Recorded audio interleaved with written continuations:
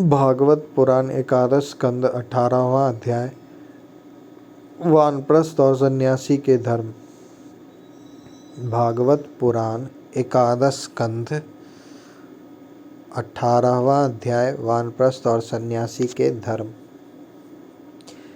भगवान श्री कृष्ण कहते हैं, प्रिय उद्धव, यदि गृहस्थ मनुष्य वानप्रस्थ आश्रम में जाना चाहे तो अपनी पत्नी को पुत्रों के हाथ सौंप दे अथवा अपने साथ ही ले ले और फिर शांत चित्त से अपनी आयु का तीसरा भाग वन में ही रहकर व्यतीत करे। उसे वन के पवित्र कंद मूल और फलों से ही शरीर निर्वाह करना चाहिए।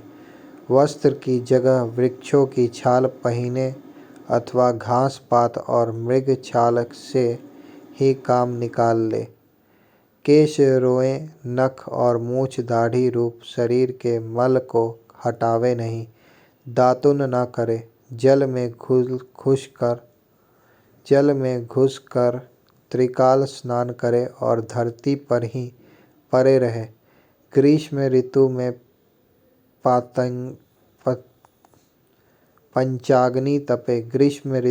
पंचाग्नि तपे। वर्षा ऋतु में खुले मैदान में रहकर वर्षा की बौछार सहे। जाड़े के दिनों में गले तक जल में डूबा रहे। इस प्रकार घोर तपस्या में जीवन व्यतीत करे। कंद मूलों को केवल आग में भून कर खा ले अथवा समयानुसार पके हुए फल आदि के द्वारा ही काम चला ले। उन्हें कूटने की आवश्यकता हो तो ओखली में या सिल पर कूट ले, अन्यथा दांतों से ही चबा चबा कर खा ले। वानप्रस्थ आश्रमी को चाहिए कि कौन सा पदार्थ कहाँ से लाना चाहिए, किस समय लाना चाहिए, कौन कौन पदार्थ अपने अनुकूल है, इन बातों को जानकर अपने जीवन निर्वाह के लिए स्वयं ही सब प्रकार के कंदमूल फल आदि ले आवे। देश काल आदि से अनभिज्ञ लोगों से लाए हुए अथवा दूसरे समय के संचित पदार्थों को अपने कामों में न ले।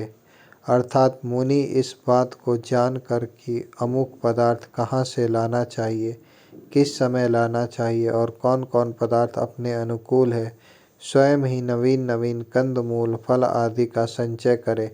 देश काल आदि से अनभिज्ञ अन्य जनों के लाए हुए अथवा कालांतर में संचय किए हुए पदार्थों के सेवन से व्याधि आदि के कारण तपस्या में विघ्न होने की आशंका है। निवार आदि जंगली अन्न से ही चड़ू, पुरोडाश आदि तैयार करे और उन्हीं से समयोचित अग्रयन आदि वैदिक कर्म करे। वानप्रस्थ हो जाने पर वेद विहित पशुओं द्वारा मेरा यजन न करे। वेद वेत्ताओं ने वानप्रस्थी के लिए अग्निहोत्र, दर्श, पौर्णमास और चातुर्मास्य आदि का वैसा ही विधान किया है जैसा गृहस्थों के लिए है। इस प्रकार घोर तपस्या करते करते मांस सूख जाने के कारण वानप्रस्थी की एक एक नस दिखने लगती है। वह इस तपस्या के द्वारा मेरी आराधना करके पहले तो ऋषियों के लोक में जाता है और वहाँ से फिर मेरे पास आ जाता है, क्योंकि तप मेरा ही स्वरूप है। प्रिय उद्धव, जो पुरुष बड़े कष्ट से किए हुए और मोक्ष देने वाले इस महान तपस्याओं को स्वर्ग, ब्रह्मलोक आदि छोटे मोटे फलों की प्राप्ति के लिए करता है, उससे बढ़कर मूर्ख और कौन होगा। इसलिए तपस्या का अनुष्ठान निष्काम भाव से ही करना चाहिए। प्यारे उद्धव, वानप्रस्थी जब अपने आश्रमोचित नियमों का पालन करने में असमर्थ हो जाए, बुढ़ापे के कारण उसका शरीर कांपने लगे, तब यज्ञाग्नियों को भावना के द्वारा अपने अंतःकरण में आरोपित कर ले और अपने मन मुझ में लगाकर अग्नि में प्रवेश कर जाए। यह विधान केवल उनके लिए है जो विरक्त नहीं है।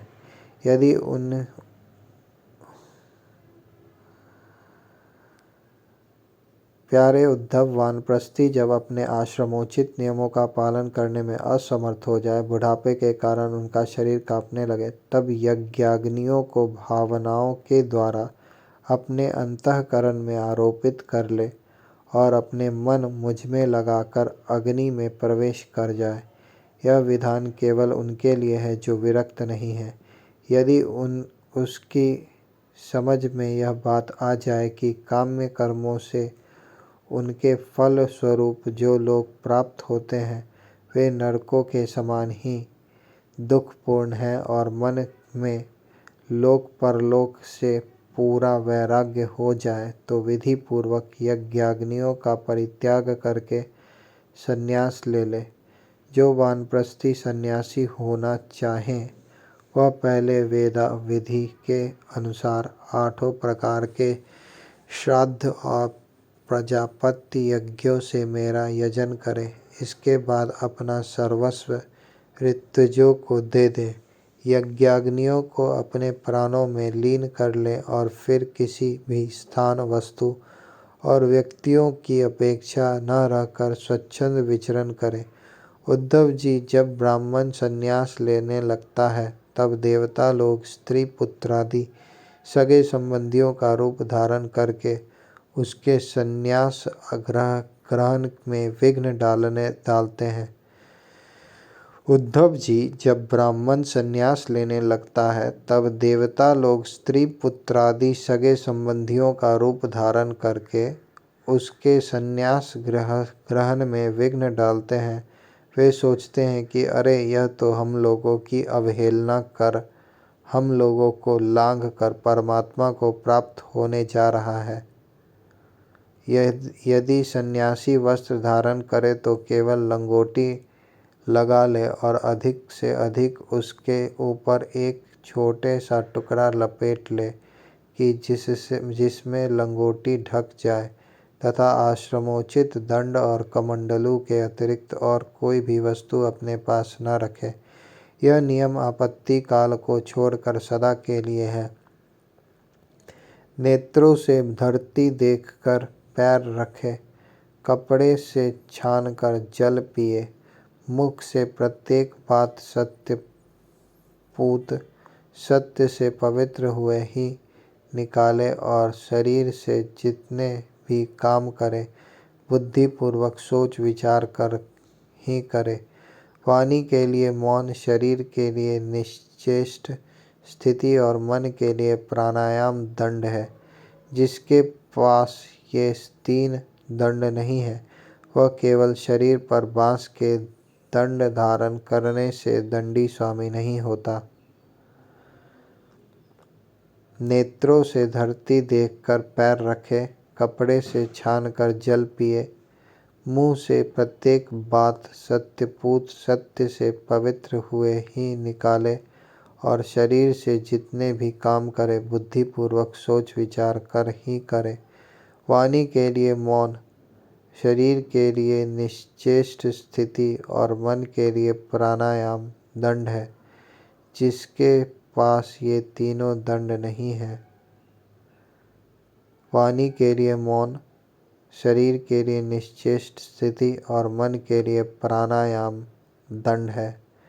जिसके पास ये तीनों दंड नहीं है वह केवल शरीर पर बांस के दंड धारण करने से दंडी स्वामी नहीं हो जाता। सन्यासी को चाहिए कि जाति च्युत और गोघाती आदि पतितों को छोड़कर चारों वर्णों की भिक्षा ले। केवल अनिश्चित 7 घरों से जितना मिल जाए उतने से ही संतोष कर ले। इस प्रकार भिक्षा लेकर बस्ती के बाहर जलाशय पर जाए, वहाँ हाथ पैर धोकर जल के द्वारा भिक्षा पवित्र कर ले। फिर शास्त्रोक्त पद्धति से जिन्हें भिक्षा का भाग देना चाहिए उन्हें देकर जो कुछ बचे उसे मौन होकर खा ले। दूसरे समय के लिए बचाकर ना रखे और ना अधिक मांगकर ही लाए। सन्यासी को पृथ्वी पर अकेले ही विचरना चाहिए। उसकी कहीं भी आसक्ति न हो, सब इंद्रियां अपने वश में हो, वह अपने आप में ही मस्त रहे, आत्म प्रेम में ही तन्मय रहे, प्रतिकूल से प्रतिकूल परिस्थितियों में भी धैर्य रखे और सर्वत्र समान रूप से स्थित परमात्मा का अनुभव करता रहे। सन्यासी को निर्जन और निर्भय एकांत स्थान में रहना चाहिए। उसका हृदय निरंतर मेरी भावना से विशुद्ध बना रहे। वह अपने आप को मुझसे अभिन्न और अद्वितीय अखंड रूप से चिंतन करे। वह अपनी ज्ञान निष्ठा से चित्त के बंधन और मोक्ष पर विचार करे तथा निश्चय करे कि इंद्रियों का विषयों के लिए विक्षिप्त होना, चंचल होना बंधन है और उनको संयम में रखना ही मोक्ष है।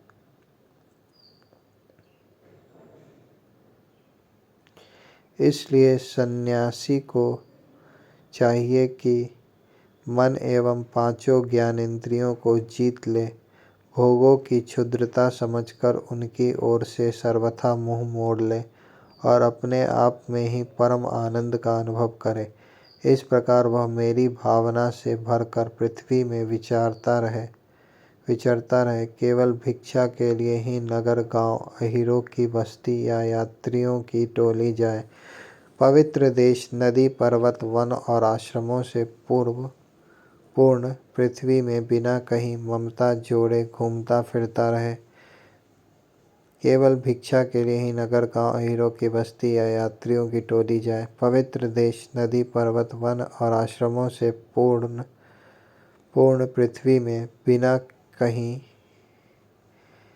ममता जोड़े घूमता फिरता रहे। भिक्षा भी अधिकतर वानप्रस्थियों के आश्रम से ही ग्रहण करे, क्योंकि कटे हुए खेतों के दाने से बनी हुई भिक्षा शीघ्र ही चित्त को शुद्ध कर देती है और उससे बचा खुचा मोह दूर होकर सिद्धि प्राप्त हो जाती है। विचारवान सन्यासी दृश्यमान जगत को सत्य वस्तु कभी न समझे, क्योंकि यह तो प्रत्यक्ष ही नाशवान है। इस जगत में कहीं भी अपने चित्त को लगाए नहीं। इस लोक और परलोक में जो कुछ करने पाने की इच्छा हो, उससे विरक्त हो जाए। सन्यासी विचार करे कि आत्मा में जो मन, वाणी और प्राणों का संघात रूप यह जगत है, वह सारा का सारा माया ही है। इस विचार के द्वारा इसका बाध करके अपने स्वरूप में स्थित हो जाए और फिर कभी उसका स्मरण भी ना करे। ज्ञाननिष्ठ विरक्त मुमुक्षु और मोक्ष की भी अपेक्षा न रखने वाला मेरा भक्त आश्रमों की मर्यादा में बद्ध नहीं है। वह चाहे तो आश्रमों और उनके चिन्हों को छोड़कर वेद शास्त्र के विधि निषेधों से परे होकर स्वच्छंद विचरे। वह बुद्धिमान होकर भी बालकों के समान खेले, निपुण होकर भी जड़वत रहे, विद्वान होकर भी पागल की तरह बातचीत करे और समस्त वेद विधियों का जानकार होकर भी पशु वृत्ति से अनियत आचारवान रहे। उसे चाहिए कि वेदों के कर्मकांड भाग की व्याख्या में न लगे, पाखंड न करे, तर्क वितर्क से बचे और जहाँ कोड़ा वाद विवाद हो रहा हो वहाँ कोई पक्ष न ले। वह इतना धैर्यवान हो कि उसके मन में किसी भी प्राणी से उद्वेग न हो और वह स्वयं भी किसी प्राणी को उद्विग्न न करे। उसकी कोई निंदा करे तो प्रसन्नता से सह ले, किसी का अपमान न करे। प्रिय उद्धव, सन्यासी इस शरीर के लिए किसी से भी वैर न करे। ऐसा वैर तो पशु करते हैं। जैसे एक ही चंद्रमा जल से भरे हुए विभिन्न पात्रों में अलग अलग दिखाई देता है, वैसे ही एक ही परमात्मा समस्त प्राणियों में और अपने में भी स्थित है। सबकी आत्मा तो एक ही है। पंचभूतों से बना हुआ शरीर भी सबके एक ही है, क्योंकि सब पंच भौतिक ही तो है। ऐसी अवस्था में किसी से भी वैर विरोध करना अपना ही वैर विरोध है। प्रिय उद्धव, सन्यासी को किसी दिन यदि समय पर भोजन न मिले तो उसे दुखी नहीं होना चाहिए, और यदि बराबर मिलता रहे तो हर्षित न होना चाहिए। उसे चाहिए कि वह धैर्य रखे, मन में हर्ष और विषाद दोनों प्रकार के विकार न आने दे, क्योंकि भोजन मिलना और न मिलना दोनों ही प्रारब्ध के अधीन है। भिक्षा अवश्य मांगनी चाहिए, ऐसा करना उचित ही है, क्योंकि भिक्षा से ही प्राणों की रक्षा होती है। प्राण रहने से ही तत्व का विचार होता है, और तत्व विचार से तत्व ज्ञान होकर मुक्ति मिलती है।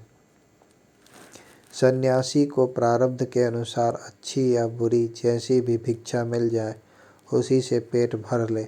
वस्त्र और बिछौने भी जैसे मिल जाए, उन्हीं से काम चला ले। उनमें अच्छेपन का या बुरेपन की कल्पना न करे। जैसे मैं परमेश्वर होने पर भी अपनी लीला से ही शौच आदि शास्त्रोक्त नियमों का पालन करता हूँ, वैसे ही ज्ञाननिष्ठ पुरुष भी शौच, आचमन, स्नान और दूसरे नियमों का लीला से ही आचरण करे। वह शास्त्र विधि के अधीन होकर विधि किंकर होकर न करे, क्योंकि ज्ञाननिष्ठ पुरुषों को भेद की प्रतीति ही नहीं होती। जो पहले थी वह भी मुझ सर्वात्मा के साक्षात्कार से नष्ट हो गई।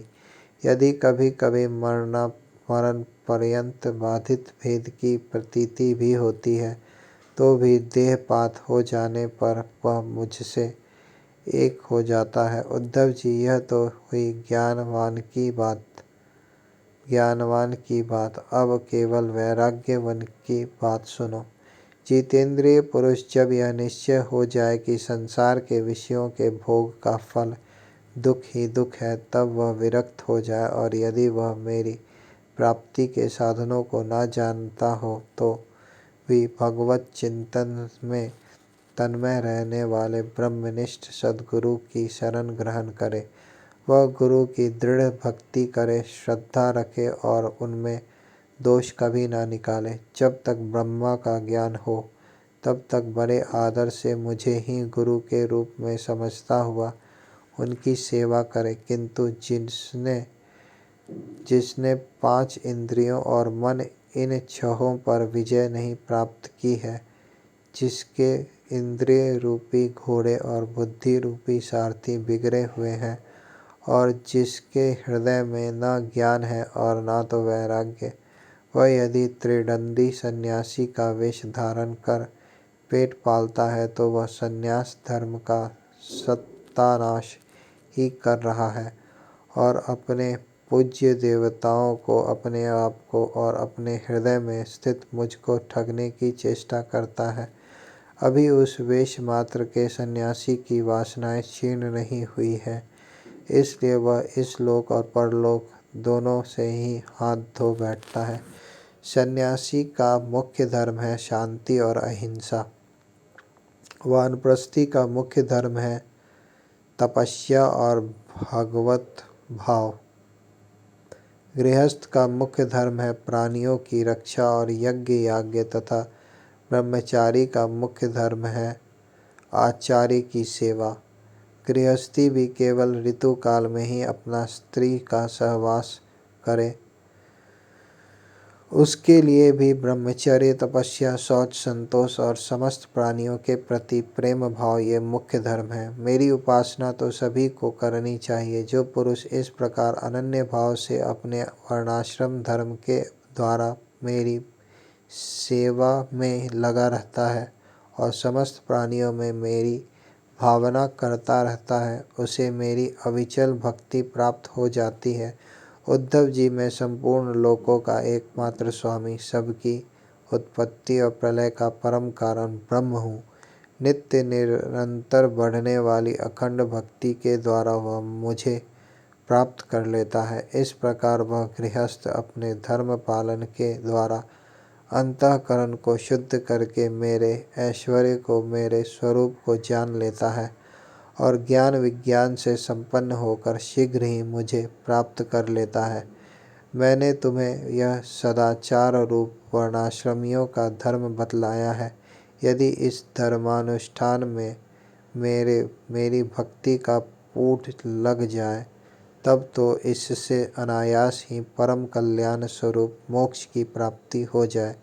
साधु स्वभाव उद्धव, तुमने मुझसे जो प्रश्न किया था उसका उत्तर मैंने दे दिया और यह बतला दिया कि अपने धर्म का पालन करने वाला भक्त मुझ पर ब्रह्म स्वरूप को किस प्रकार प्राप्त होता है।